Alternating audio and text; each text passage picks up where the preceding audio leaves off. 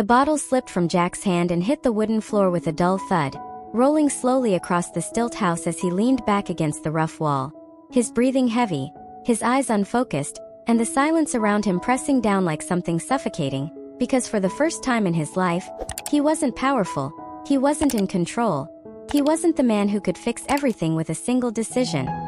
He was just a man sitting alone, drunk, useless, and completely lost. "I can't even do this right," he muttered under his breath, dragging a hand through his hair as another empty bottle lay beside him. The house was quiet. Too quiet. No sound of bargaining, no laughter from the market, no gentle voice of Tử Tiên calling his name. Just him. And his failure. Not long ago Jack had everything. Money. Power. Respect. But he walked away from it all. For love.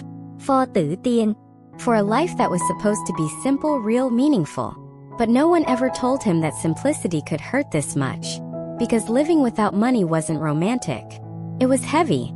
It was helpless. Every day he watched Tử Tiên wake up early, carry heavy baskets to the market, stand for hours under the sun, bargaining, smiling, enduring, while he struggled to find where he fit, what he could do, how he could help. Today, he couldn't take it anymore. Jack picked up the bottle again, his hand trembling slightly as he took another long drink, the burning liquid sliding down his throat. But instead of numbing the pain, it only made everything clearer. "I left everything, and for what?" he whispered bitterly.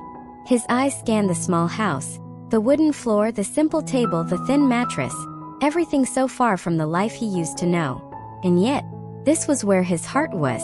But what good was a heart if he couldn't protect it?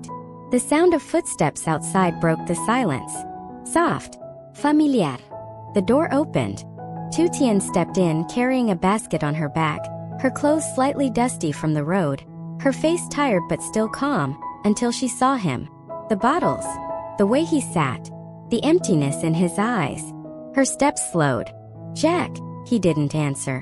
She set the basket down quickly and walked toward him, kneeling in front of him without hesitation. "Hey, look at me." Slowly Jack lifted his head. Their eyes met. And in that moment everything she saw broke her heart. "You've been drinking?" she asked softly. Jack let out a weak laugh. "Just a little." The smell alone told her otherwise. She reached out, gently taking the bottle from his hand. "That's enough." He didn't resist. Didn't argue. Didn't even try. Because deep down, he knew. "I'm useless," he said suddenly, his voice low, heavy. "I can't help you. I can't give you anything. I can't even." "Stop." Her voice wasn't loud, but it was firm. Jack froze. "You think this is about money?" she asked, looking straight into his eyes. He didn't answer, as he didn't know anymore. Tử Tiên moved closer, her hand gently touching his face, grounding him, pulling him back from wherever his thoughts had taken him. "I didn't choose you because of what you have," she said softly. "I chose you because of who you are." Jack's eyes trembled. "But who I am right now," he swallowed, "is someone who can't even take care of you." Her expression softened. "Then learn." He blinked. "What?" "Learn how to live like this," she said calmly. "Learn how to fall, and stand up again." Jack stared at her. She didn't look away. "Do you think I've never struggled?" she continued. "Do you think I was born strong?" Silence. "I became strong because I had no choice," she said. "And now you don't either." The words hit him differently. Not like criticism, not like pity, but like truth. Raw. Unavoidable. "I don't need you to be rich," she added quietly. "I need you to not give up." That was it. Not money. Not status. Just him. Trying. Jack closed his eyes for a moment, his breathing uneven, his thoughts tangled, but slowly, something inside him began to shift, like a flame that had almost gone out suddenly catching again. "What if I fail?" he asked, barely above a whisper. "Tử Tiên sợ mai phai ly." "Then I'll be there when you fall." He opened his eyes. "And what if I fall again?" "Then I'll help you stand again." No hesitation. No doubt. Just certainty. And for the first time that day, Jack felt something he thought he had lost. Hope. The night grew quieter.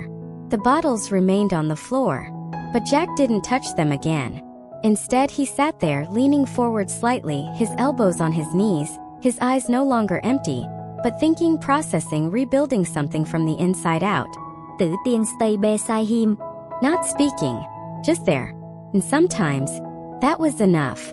As the first light of dawn slowly crept into the house, Jack opened his eyes.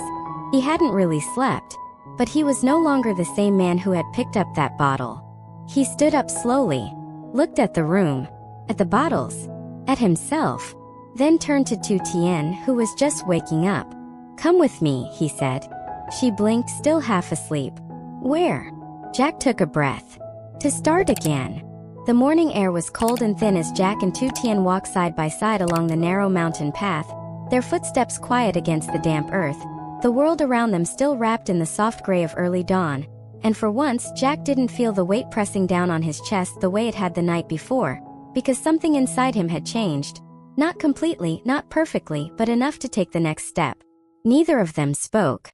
Not because there was nothing to say, but because everything that needed to be understood already was. The small church stood at the top of the hill, old and worn, its wooden doors slightly open as if welcoming anyone who carried something heavy in their heart. And as they reached the entrance, Jack paused for a moment, his hand tightening slightly before he pushed the door open. Inside it was quiet, still, peaceful in a way that made everything outside feel distant. Tử Tiên wanker in slow. Jack followed. The sound of their footsteps echoed softly against the wooden floor. For a moment he just stood there, looking at the altar, at the flickering candles, at the space that seemed to hold something bigger than himself, something he hadn't believed in for a long time, but now needed. Then, without hesitation, he stepped forward and knelt down. The movement was slow, deliberate, not out of habit but out of choice. Tử Tiên watched him quietly from behind, her eyes soft, her expression calm, because she knew this wasn't about religion alone. This was about surrender. About letting go of the pride that had once defined him. About admitting he didn't have all the answers. Jack lowered his head, his hands clasped tightly together. For a long moment he said nothing, but his silence spoke. "I thought I could control everything," he finally whispered, his voice low, raw, honest. "I thought if I had enough power, enough money, I wouldn't have to feel like this." His fingers tightened slightly. "But now I have nothing, and I don't know who I am anymore." The words echoed softly. Tử Tiên stepped closer, stopping just a few steps behind him. Jack closed his eyes. "I don't want to run away again," he continued. "I don't want to hide behind what I used to be." A deep breath. "I just want to be enough." The vulnerability in his voice filled the space between them. Not loud, but heavy, real. And slowly, something inside him began to settle. Not because his problems were gone, but because he had finally faced them. After a while, Jack opened his eyes. The tension in his shoulders had eased. Not completely, but enough. He stood up slowly, turned around. Tử Tiên was still there, waiting. She didn't say anything, but she didn't need to, because her presence alone was the answer he had been searching for. "Thank you," he said quietly. She shook her head. "You did this yourself." He looked at her for a moment, then gave a small nod. Maybe she was right. Or maybe he just needed someone to walk beside him while he found his way. The sun had fully risen by the time they walked back down the hill, the light warmer now, brighter, touching everything around them. And as they returned to their small house, the same place that had felt suffocating the night before now felt different. Not because it had changed, but because he had. Jack stepped inside first, looked around, at the table, at the floor, at the empty bottles still lying in the corner. He walked over, picked them up one by one, and threw them away. Not angrily, not dramatically, just quietly, like closing a chapter. Tử Tiên watched from the doorway. A faint smile appeared. "Sit," Jack said suddenly, turning toward her. She blinked. "What?" He gestured toward the small table. "Sit.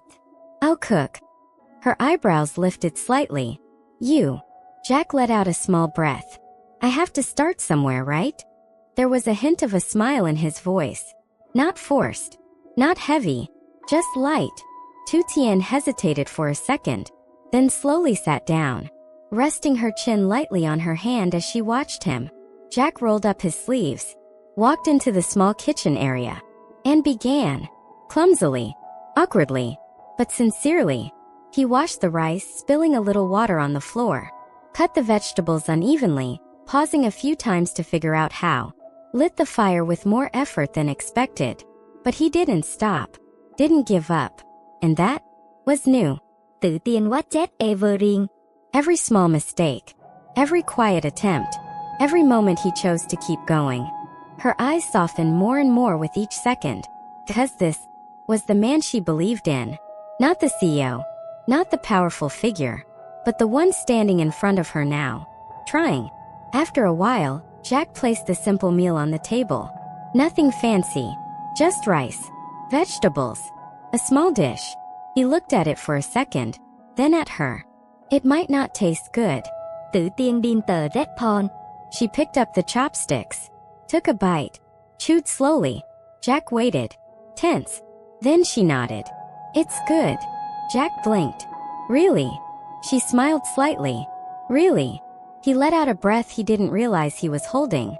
And for the first time since the night before, he smiled too. They ate quietly, not because something was wrong, but because everything felt right. Simple, calm, real. Outside, the wind moved gently through the trees, the sound soft and steady, like a reminder that life didn't need to be loud to matter. And inside that small house, Jack sat across from Tử Tiên, no longer lost, no longer running, no longer drowning in what he didn't have, because he finally understood something important. He didn't need to have everything. He just needed to not give up. But somewhere deep in his mind, a question still lingered. Not loud, not urgent, but present. What would come next? Because starting over was only the beginning, and whether he could truly build something from nothing was a story still waiting to unfold.